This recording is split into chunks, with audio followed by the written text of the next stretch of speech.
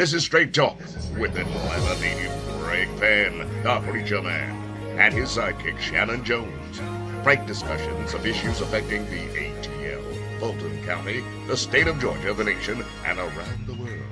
And now, here they are, live and in living color, the team of Jones and Fann, the preacher man. Well, welcome tonight to another edition of Straight Talk. Boy, we got a program for you tonight. You got a lineup. We got Miss C with her annex and everything and her news and information. We got Shanan E. Jones. He's here tonight, ladies and gentlemen. He's here. Last week he was babysitting. Big Papa was babysitting. No, I was out doing with the weather and traffic, and the storm blew me up under a bus. But I'm back. Okay, all right then. All right. Okay, we back to doing weather reporting, right? Well, I was doing the weather and the traffic, and the storm blew me under the bus. But I'm back. Okay. Okay. So all right. All right. Thank you for being back. Thank you for being back, Mr. Weatherman and traffic reporter.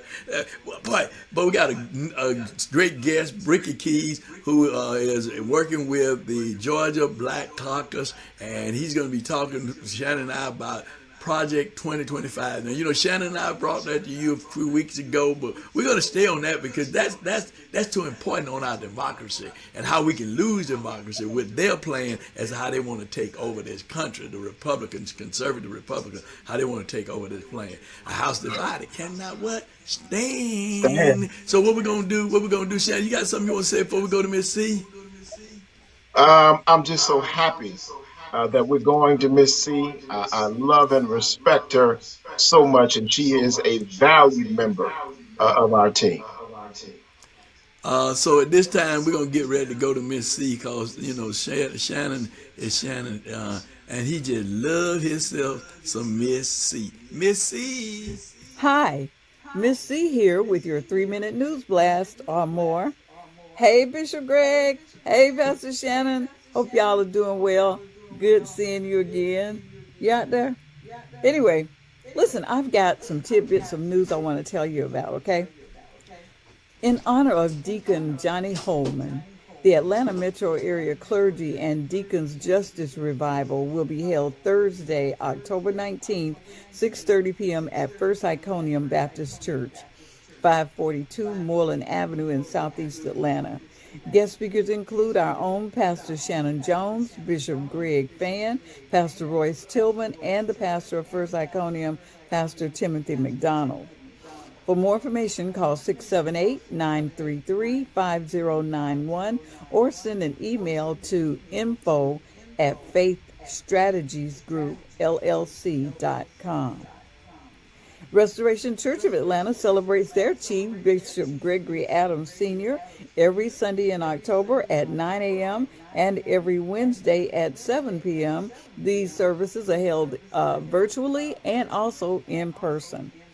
Our own Bishop Greg Fann, the preacher man, is going to be guest speaker on the fourth Sunday, October 29th at 9 a.m.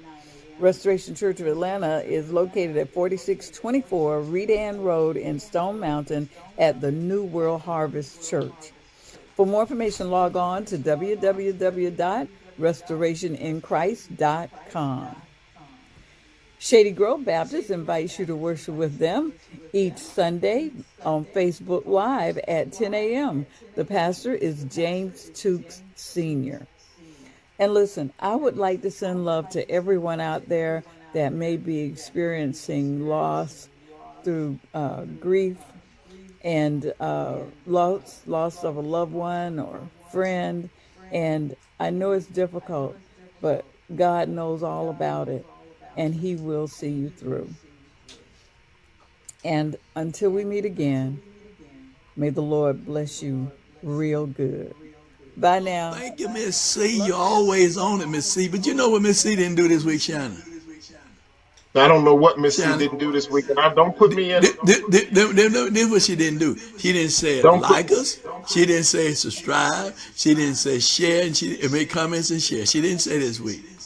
But she was dealing with grief and loss. You know, after the teacher gives you the assignment over and over again. There's going to come a time when the teacher's not going to give you that. You're just going to get the test. Straight Talk community now is at the test. And that's what Miss C is doing. She's giving them the test, not the And answers. I'm gonna go ahead and give you the answer. Like us, Please. subscribe, make comments, and share. I'm just trying to see, have you been studying? Hey, You let's scared go me there down for a minute. to let's go down to the interview with Brother Rick Keys, who is Dr. Ricky the Keys. he's a pastor. I didn't know that. No, Pastor he's Ricky a Keys. political scientist, I believe. Okay, well he's working with the Black Caucus of Georgia, and he is going to be talking with Shanan and I and you about the 2025 project. We'll have much conversation about it. So don't go nowhere. Don't touch that dial. Hey, you need this information because it's talking about how democracy truly is on trial. You heard Shannon and I talk about it before, but we're going to go into a little bit more, and then we're going to go into a little bit, but we need to share. Thank you, Pastor Smith, for sharing it the last time, and here's a little bit more information for you and other pastors to share with your parishioners. Here's Ricky, here's Bishop, and here's Shannon. Well, tonight we have with us here on Straight Talk, Shannon and myself, Brother Ricky Keys. Ricky is working with the Black Congressional Black Caucus of state of Georgia, and he's dealing with many, many different issues, and he'll talk about some of them. But tonight we're going to be talking about the 2025 project. Rick, we're glad to have you with us tonight. How you doing? Oh, I'm well. I appreciate the opportunity to be here. All right, Shannon.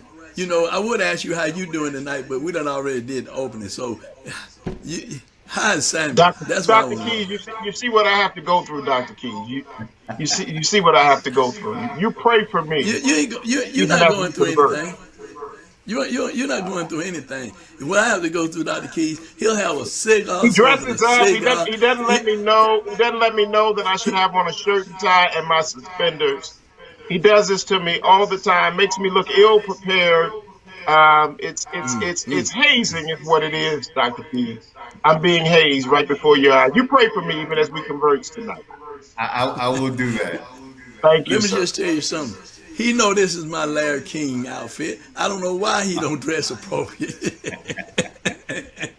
Hey, listen, what we're going to do is we're going to show this clip about what the conservatives are trying to do with the Project 2025, and we'll be back to have more discussion about it. Don't you go nowhere. You stay right is there. Project 2025.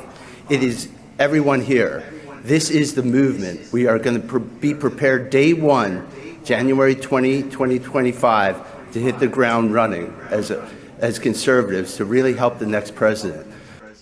You might have seen there's this big New York Times story today. Big story, very important story, about how the leading Republican presidential candidate, Donald Trump, and Republicans more broadly, have this plan that they want to put in place if the Republican Party wins the presidency in 2024.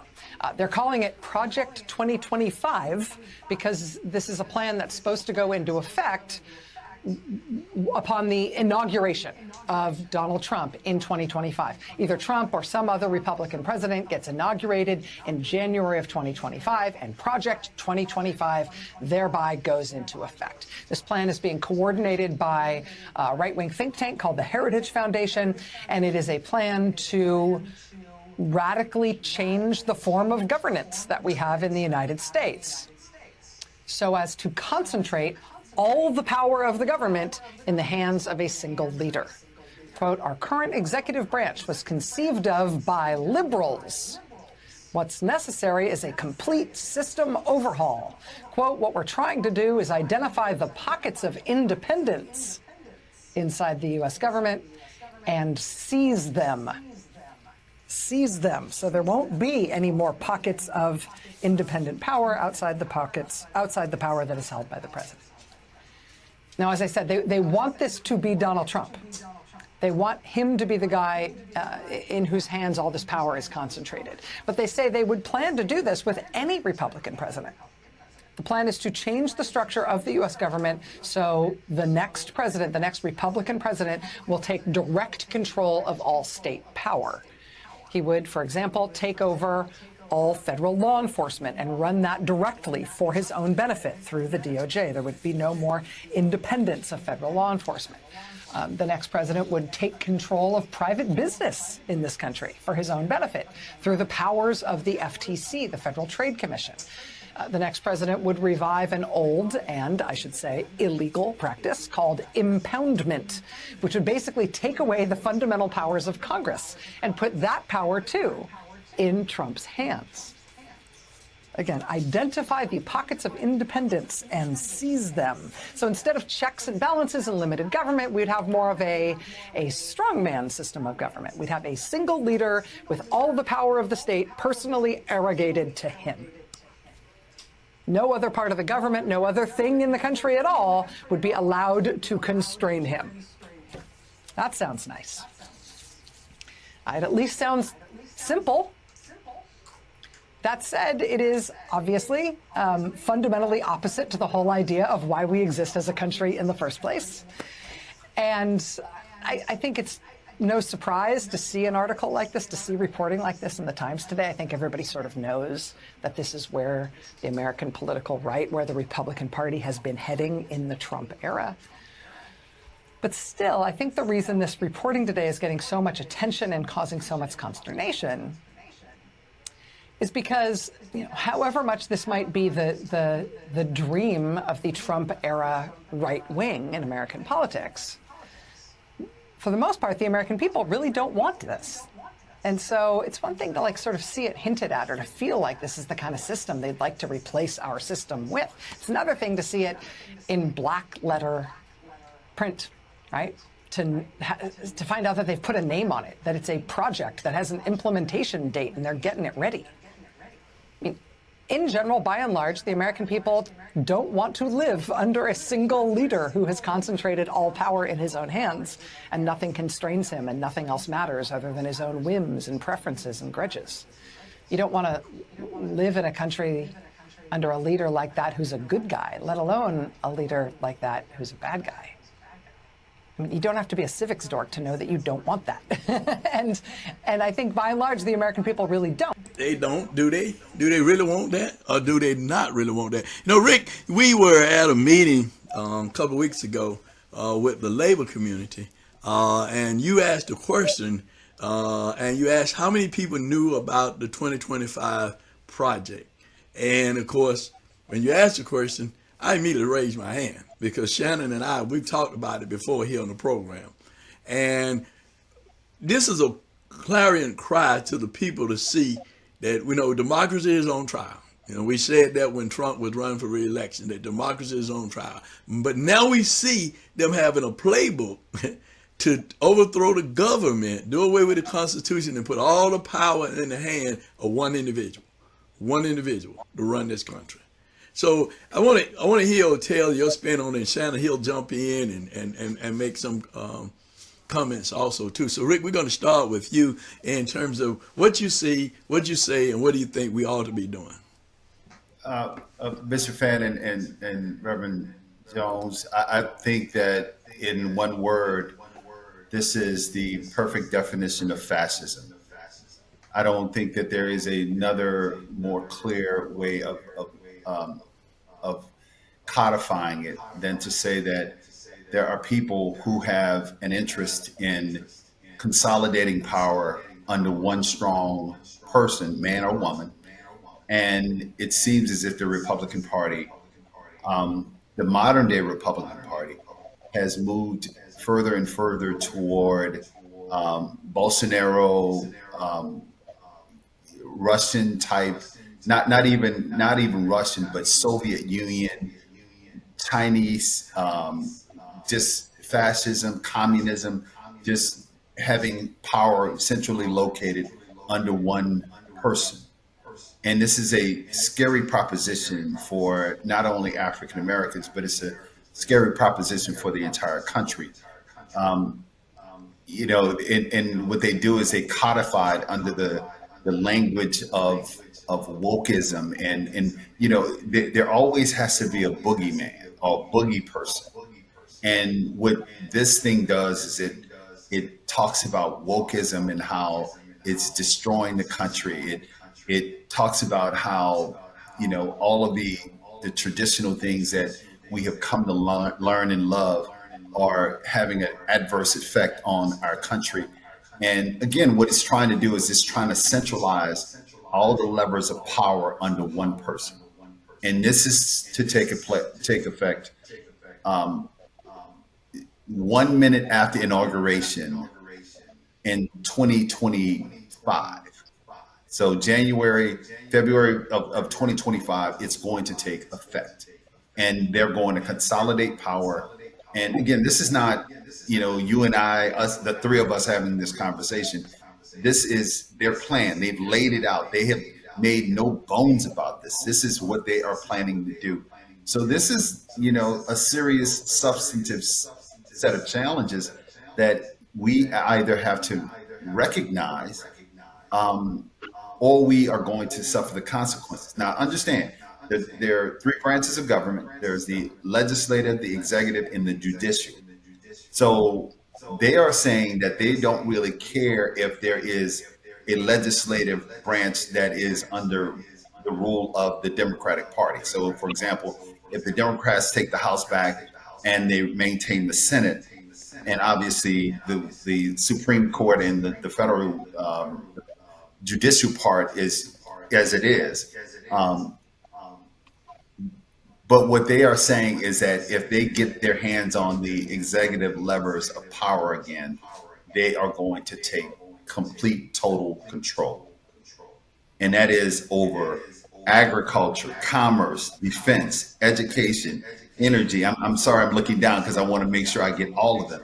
Health and human services, homeland security, housing and urban development, interior, justice, labor, state transportation, treasury, the EPA, CIA, the FBI, and the NSA, the National Security Agency. So this is not something that we're just having a conversation about.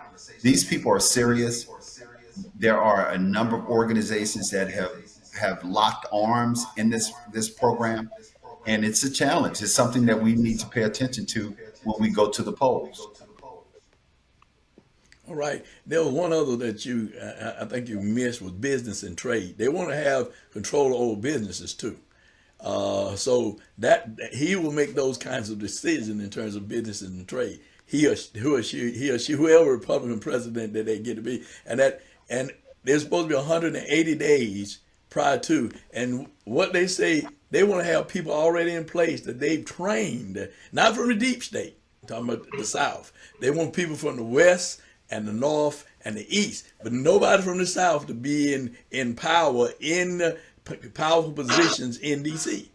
And they said that nobody from the deep state, and they want to train people, and they are training people to take these jobs and take these positions here in D.C. So democracy is truly on trial, and they want to throw away with the Constitution. Heck with the Constitution. We're gonna set our own rules. We're gonna do it our own way. The founding father was too liberal in the Constitution, so we just gonna do away with what we used to and start a new thing with the Republican Party. The 50 conservative organizations got together with the Harris Foundation to put this play together. And they said whoever is president will have to abide by it. So when we start talking about the Koch brothers and those individuals who are funding a lot of this legislation that's going on across the state, they are totally behind it. They're putting monies, they're putting revenues in it. That's why they want to deal with voting machines, voting suppression, to make sure that the people who they want to get elected will be elected. Now, Shannon, I'm going to yield to you because I know you got a lot to say. I see you in that move. Well, are we shocked? We saw the seedings of this with the rollout of legislation, ALEC funded and crafted legislation that came, such as SB 202, with removing the power of oversight of elections from the Secretary of State's office to the legislature, for the legislature to be able to have control over individual DAs and county election boards. Um, Steve Bannon made it clear before Trump was elected that they were working on a plan to be able to control the executive branch, excuse me, and the country for the next 50 years. Are we surprised? I mean, I would ask at the Heritage Foundation, some black conservatives like Thomas Sowell and Shelby Steele, you know, what to hear what their thinking is around this, because it sounds very much to me like China, strong man, like Russia, strong man, like North Korea, strong man. And in order to create a strong man, I have to have complete control. So we're really watching in a real sense, Dr. Keys and Bishop Fann, from my vantage point, that we're becoming illiterate in terms of the ideas of the foundation that we stand upon. We have this issue. I was dealing with this with Bible study tonight, that we've got this issue where people are illiterate now. They're no longer reading the text and understanding the doctrines and understanding the reason and the raison d'etre of our faith tradition in terms of the church. In a more secular way, we are becoming illiterate as to the Constitution illiterate of the Constitution itself. I think at the start of every Congress, for the first month or two, I think that it would be good for the Congress to take up a rereading and an interpreting of the United States Constitution. Because when we move in these illiterate spaces, whether it's faith illiteracy or cultural literacy or constitution, whatever it is, we move in these spaces where we're no longer reading, then we no longer understand what our reason for being is, and we no longer understand how to govern and how to be governed. And so it allows for the creation of a democracy still, a deconstructing of the very fabric of what we were running from, or what we, not us, not the three of us, but what the founders of this nation were running from, the type of tyranny that they were running from when they sat down to form a more perfect union. But I'm not surprised, because it's been happening. And so, so the strong man that they have, they're saying it doesn't matter who the strong man is, but it seems like right now the strong man is Trump. Well, they want to say it's Trump, but they also understand with all Trump's problems, it may not be Trump, but whoever it is, I don't think you would find a more. But I don't think you would find a more illiterate person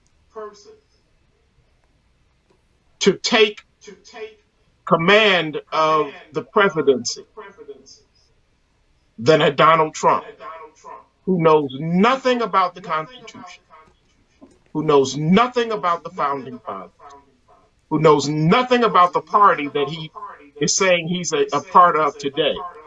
He knows nothing about it, but he knows that he is a strong man. And he knows that he enjoys absolute. Hold on, let me finish. No, I and he knows that he enjoys. Let me finish. And he knows that he enjoys absolute control. And so they got the perfect candidate to create to create and to dismantle the Constitution and create what it is that they can do, which is really about protecting white privilege and white supremacy. And the pushback I'm gonna give you on that, one of the things that they said is that they want whoever it is to understand, because they talked about Donald Trump, that he did not know about the Constitution. He didn't know this, he didn't know that. He wanted to run the country the way he wanted to run it. But they want somebody who's going to be able to follow their playbook. Can Donald Trump follow their playbook?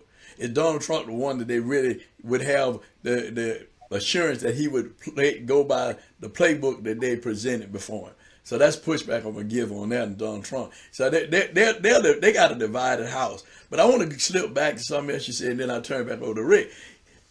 This stuff started back when they stopped teaching civics in school.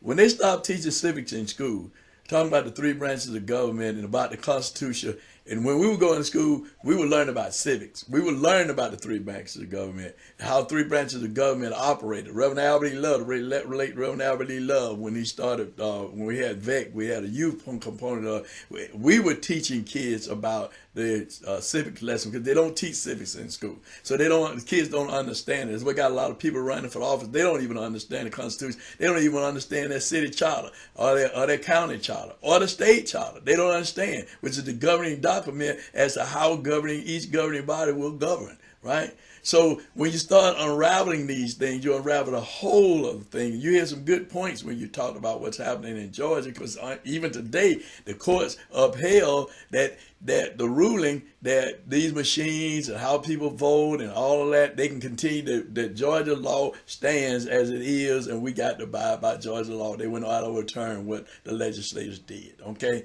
in terms of establishing this new law about the voting machines and those voting boxes and the things that they changed from when we voted the last time. So we got to look at the whole thing. We got to look at the whole thing. And this part is so divided and so splendid, it ain't funny. I don't think they know what they want, really. They know what they want, but they don't know how they're going to get it, because they don't have enough people on board to understand which way we're really going. I know it's 50 different groups, but that in those 50 different groups, I'm sure that's some splintering. So, Rick, I'm going to turn it over to you, because I know you got some things that you want to share and want to say, too. Yeah. So first of all, I think both of you are right. I believe that it is, Donald Trump is he's the boogeyman, and he's the mad genius, and he's not a genius. He's absolutely, you can call him whatever you want. I call him a buffoon. He's absolutely a buffoon. He does not know what he's doing. I think he would be the detriment to Project 2025, because he is not going to allow other people to come in and run roughshod of what it is that his agenda is, which is retribution. Who wants to get back at people? So if doing these things will allow him to get retribution, then he will do it. But I think that there are two steps. Number one, I think Schoolhouse Rock was absolutely a critical part of my upbringing. On Saturday mornings, I used to look at Schoolhouse Rock. I knew what a bill was. I knew how it sat on Capitol Hill, and I knew all of that. So the return of civics is critically important. I believe that is absolutely true. I believe that there is unfortunately, a illiteracy in our community. And it was shocking to me, Bishop Fann, as well, when I said, have you heard of Project 2025? You were the only person that raised your hand. Now, I don't feel bad going into that audience asking that question and getting that response. I've gone to other august groups and I've asked them the same question. And unfortunately, none of them have heard of it. And I'm talking people who should be ashamed of themselves here in DC, where I am today, who have never heard of Project 2025. And it is everything in conservative media. That's all they're talking about. That's what they are. That's what their game plan is. But let me go back. So first of all, Pastor Shanan, you talked about, the Constitution and how it was, a document, and it was supposed to be reflective of the interest of Americans. Unfortunately, that's not true. We weren't written into the Constitution as African Americans. So truth be told, we don't even know what this document is supposed to say as it relates to us. So, they are not abiding by their own standards, let alone ours. The other thing is, this is demographics. This is data. This is all about data. The challenge that they have is they realize that there is an attrition in their numbers. Their numbers are decreasing. There is a significant increase in the Hispanic population. The African American population is growing slightly, not huge, but it's growing slightly. The white population, as I said, is shrinking. So there is no other recourse. They don't want to change their policies to appeal to a broader set of people like African Americans and Hispanics. So they would rather do away with a serious competitive group of people, African Americans and Hispanics. We are vilified all over the place. This is all about numbers. They have no real strong interest in living out the fabric of what the Constitution means. Donald Trump today said that he could do away with the Constitution. He talked about that he liked people like Putin and Kim Jong Il and the president of China, Xi Jinping, and all those people. So he's laying the groundwork for being a strong man. He said this, literally yesterday, and he talked about Barack Hussein Obama. It's a playbook that we've seen before. We know what's going on. We know the code words. It doesn't make any sense for us not to be aware. But they now have a plan. And this plan is to do away with a certain demographic. And again, that other piece that I talked about in that meeting that we were at, both of you were there. The other part that I spoke about was the Alien Sedition Act. And that means that the president has the ability on his or her own to determine who is an enemy. And this is what was used during those concentration camps, in the Asian concentration camps in California. So, there is a playbook. And if we don't wake up to the reality of what's going on, I think we're going to be at a serious disadvantage. Well, I agree with you, and I thank you for coming on and just sharing with us. And I know you got some other things you want to share, and we can't do it in this program. We're going to bring you back when we talk about some economic things and some things that have remained the same, should have changed, haven't changed, but people believe that it has changed, but it ain't a change for our community anyway, right? The disadvantage of our community. So we're going to bring you back for that. But I just wanted to really drill down on this Project 25 because it's so important about our country and the sustainability of our country, so we can be a country of the people, by the people, a government of the people, by the people, and for the people, and not one person telling us and saying, okay, go get Shanan Jones and I want you to lock him up and then take him out and put him in prison and then put him before the wall and put him before the firing line and kill him. And ain't nobody can tell me nothing no different. Nobody can stop me from my action. I can do whatever I want to do because I am the president and I have all power.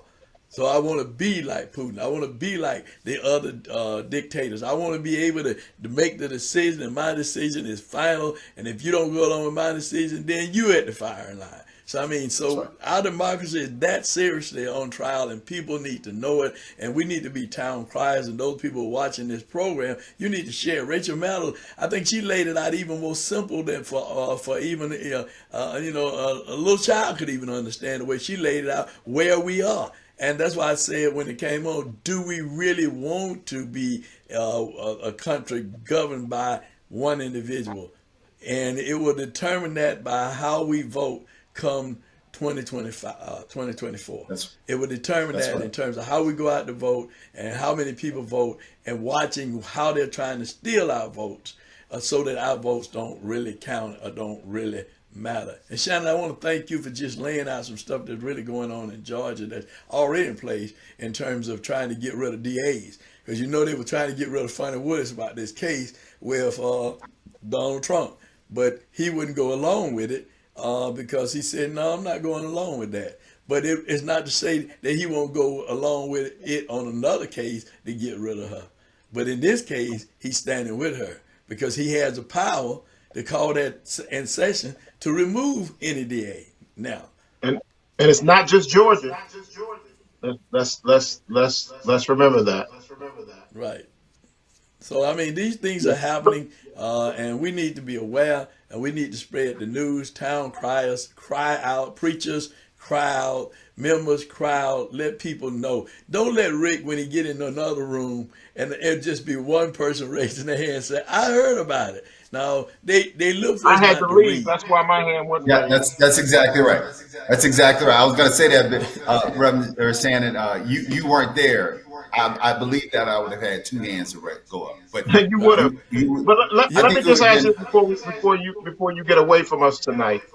Um, this experiment uh, called America is now in the midst of what I believe to be an ideological civil war. When I saw January the 6th, I said, oh, wow, 2021. I said, maybe this ideological civil war is getting ready to become a geographical civil war. But I call it ideological because it's not geographical, but it's in various pockets throughout this nation, west, east, south, central. I know what we have to do. And again, I believe that this is all about the grounding of America. You said that. That's why I said that, certainly I believe it's about protecting white privilege and white supremacy.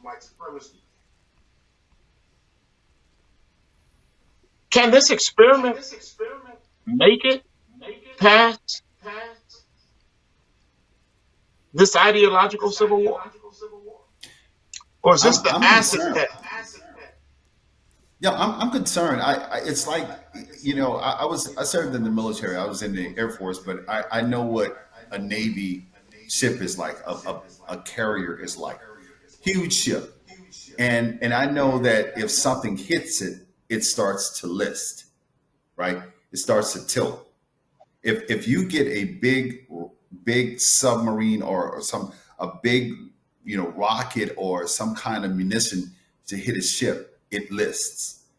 But it doesn't have to sink. It only sinks if water starts to come into the bow. And that's what I believe America is. America has been hit.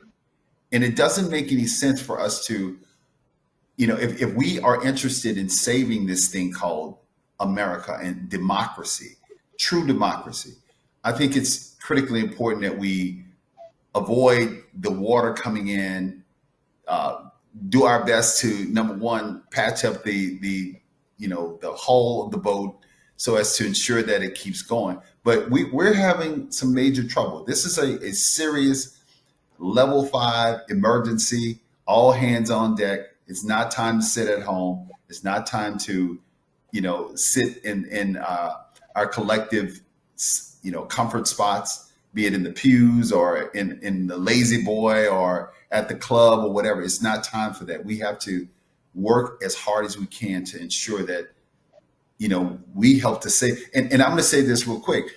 Georgia saved democracy. Georgia, the state of Georgia, and I'm not going to even say Georgia, I'm going to say African Americans in Georgia saved democracy. And I'd be happy to go into that the next time, but that is the truth. And I think we're going to be leaned on again to do the same this time. Bishop, we can't hear you. Thank you. I know it. Shannon gave me my cue because I had turned my mic off when you were on because I wanted them to hear what you were saying. But let me just say this: is that this is very important. You said something that I think is that we as black people we're guilty of when it comes to voting. Our own interests. We vote against our own interests. And this is how we do it.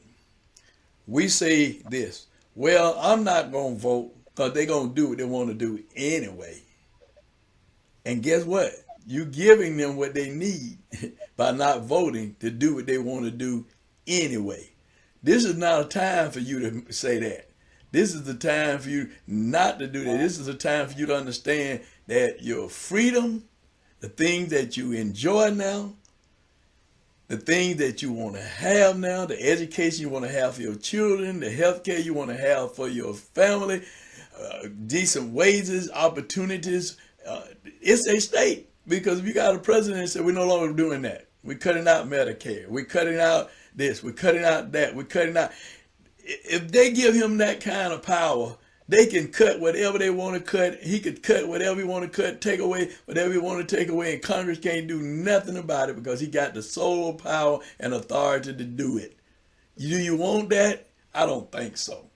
And I see some black people who are lining up and thinking they're lining up their pockets and they're going to be all right. Well, listen. Have you heard of Reconstruction? Do you know about Reconstruction? We were empowered then, right? So don't forget from where we came. And the only way we're going to keep going, we got to continue to stand up. We got to continue to vote. We got to continue to educate our young people and let them know that voting is the most powerful tool that we have. And Reverend Love used to say this, the late Reverend Love. I call his name a lot because Reverend Love was before his time. Reverend Love used to say that voting is our liberation day. When we go to vote, that's Liberation Day for black folks. It's Liberation Day. So the only way we're going to be liberated is we got to vote. And you said, Ricky, Georgia saved this last election, and we got to do it again. And we need the help of other states. We need the help of other people to step up and get out and vote. And pastors, we need for you to learn more about this 2025 project. It's important. It's crucial. You need to cry, be the town crier like Paul Revere. Democracy is gone. Dictatorship is coming. Democracy is gone. If we don't vote, the dictator is coming. The dictator is coming. Do you want a dictator? I don't think so. I want to thank Ms. Meadows and her station for airing it and making it possible for us to be able to show. Maddox. MSNBC, Rachel Maddox. Maddox, yeah, You said Rachel, I want Meadows. to thank her. Yeah, Maddox. I want to really thank her and the station for allowing this to be aired, that people can find out more about it. And if you want more about the 2025 project, all you got to do is just go on YouTube, and it'll pop up, and you'll hear the whole thing for yourself. You get the story for yourself. We're not exclusive to it. Shanan and I talked about it a couple weeks ago. And my pastor, Pastor DeWitt Smith, said, thank you so much, because this is very valuable information. So I can tell you another way they can learn. How another way they can learn? They can not believe Dr. Keys and not believe you and me, and don't go vote and do what they're supposed to do and take everybody with them and wait and watch the 2025 plan come into existence. That's another way they can learn. I wouldn't want to learn that way. Ooh, they're like my mama taking that switch out there and whooping me. I didn't want to learn that way. But you got to learn one way. That was a beat down, I'm telling you now. And we don't want to learn the things that we come to enjoy. We no longer have them. We do not longer have the freedom that we once had.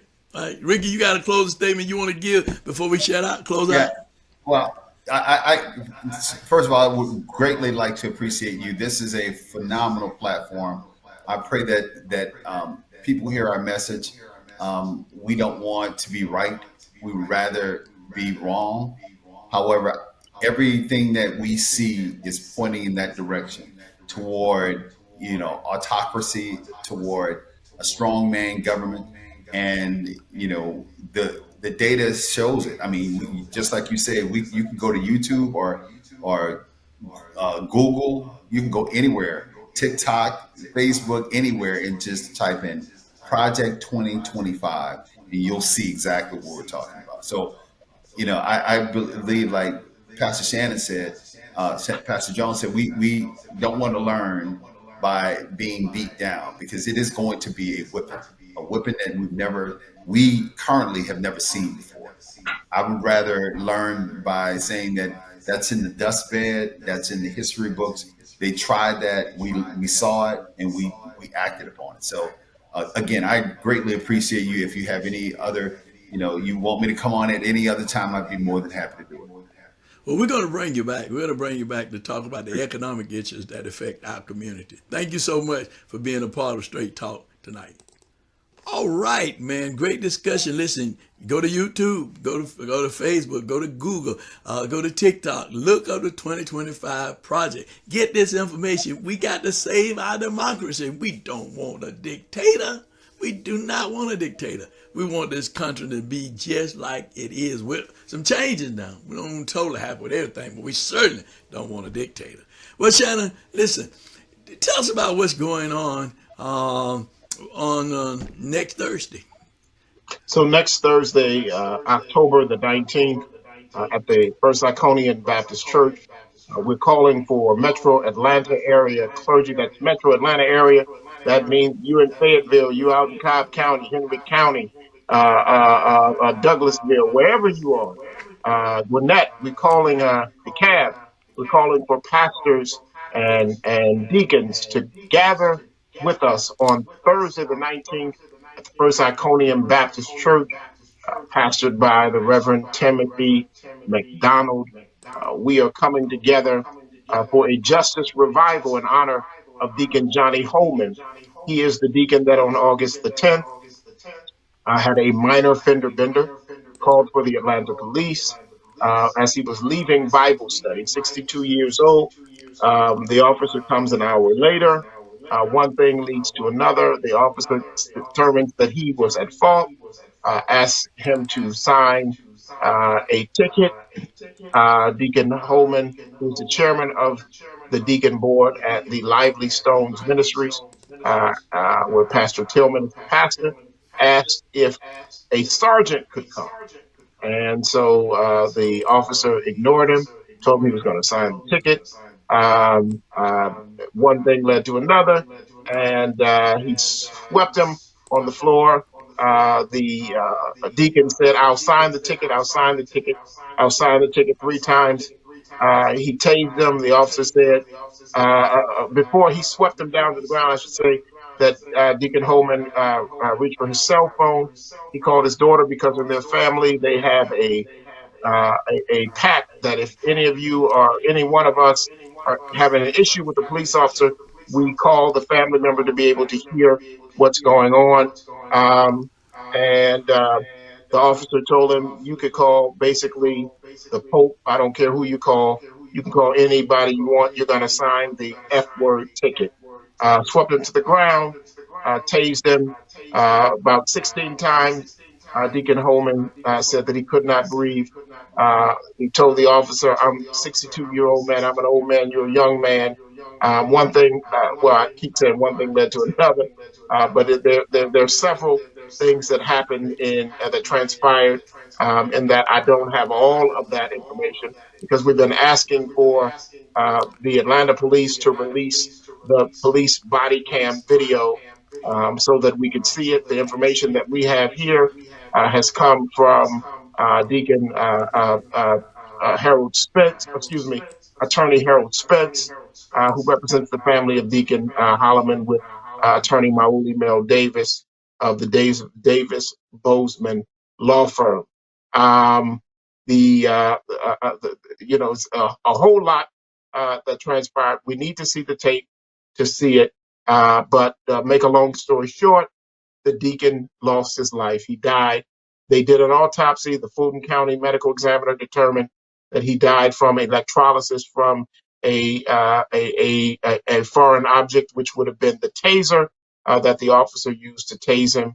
The officer has since been fired by the Atlanta police. And so that's where we are right now. We're calling for the tape to be released. So at the rally, at the Justice Revival, we're going to pray for this family, stand with them, and we're calling for justice to roll down and righteousness like an ever-rushing stream. That is what we're believing God will do in this hour as we bring the church out of the four walls and we make intersection a sanctuary at the intersection of faith and society. We are 2 days after that. There will be the Stevens march. That is the Stevens March in honor of Deacon Johnny Howman. That will also be clergy and deacons, metro area clergy and deacons. Stevens March. Stephen is the deacon who Saul stood there as he was being stoned and held the coats of those and was complicit in his martyrdom. And we know that God changed the name of Saul to Paul. And so as we stand together and march together and cry together and outcry together, we believe that if God could change this man Saul to Paul, then he can change this broken bridge that we have between law enforcement and the African American community. And we can change what's happening now in this city and in the police culture that we are experiencing today in Atlanta and throughout this country. Thank you so much. Thank you so much, Pastor. But a couple of things I just want to add to that. This deacon, who was the chairman of his deacon board, had this accident, called for police to come, as Pastor Jones has said, waited an hour on the officer to show up. Allegedly, they saying that he had marijuana in the car, he had a scale in the car, he had a gun in the car. Now let me just share with you what the citation was that he was cited for failure to maintain his lane. Failure, that was the ticket. Failure to maintain his lane. Now, okay, that's the ticket. A man get killed for failure to maintain a car in the lane. Brothers and sisters, really, now all of a sudden he was killed by the taser, by the officer. Now we can't see the tape. They're making all kinds of accusations, but they won't show the tape. This man was a God-fearing man. A God-fearing man. But they want to make him look like he was a drug dealer. Now, I don't know any drug dealer. I don't know any drug dealer. Maybe you know one that would call the police. Knowing they got call the police and have drugs in his car, a scale in his car, a gun in his car. Now, there was a gun in his car, but it was nephew's gun. But grandson's his gun. grandson's yeah, gun. grandson's gun. Yeah. That but I don't know any. it was registered. Gun was registered to his grandson. But I don't know anybody who had drugs in their car would call for the police to come and have knowing that they have drugs in their car. Brothers and sisters, something don't smell just right with this. And all of this took place after he was killed. They found out all this after he was killed. So we ask you to join us. Join us on next Thursday at First Eye as we have the Justice Revival. Now, as we get ready to leave, it's been a great show today, Shanan. I really enjoyed our talk with Rick, okay? And I'm looking forward to help us and join us, pastors. Get out here, get with us in this Justice Revival. Because it could be your deacon. Could be you, pastor. Could be you. You could just be leaving your revival. Let me tell you this, and this actually happened to me one night. You know where my church is on Metropolitan, right?